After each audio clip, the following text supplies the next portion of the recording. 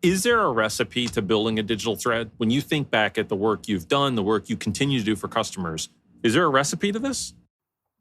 The recipe is listen to your customer, right? Because there is no one recipe, right?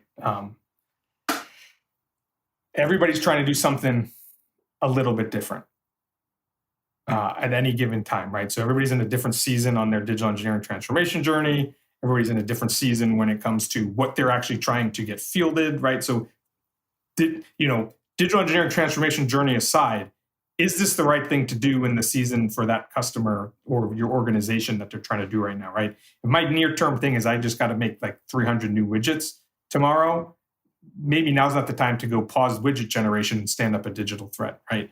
But if I'm about to, take on a $500 million new design contract, right, and I'm waiting a couple months for contract work, maybe now's the time to CapEx or work with someone to help stand up my digital thread. And then understand, and this is really important, and this goes back to if you don't know where you're going anywhere, what are your processes? If you don't have good processes in place, creating that digital thread is going to take a little bit longer. Right? If you have good processes in place, all you're doing is digitizing your tools, your processes, your style guides, your automation, your workflows.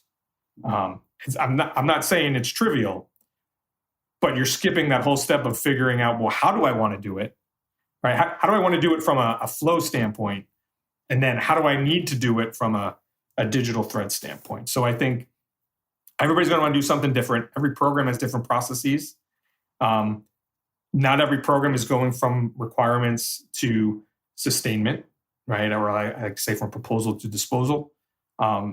So I think that's the thing. Understand where your organization is, your customer is, understand what's important.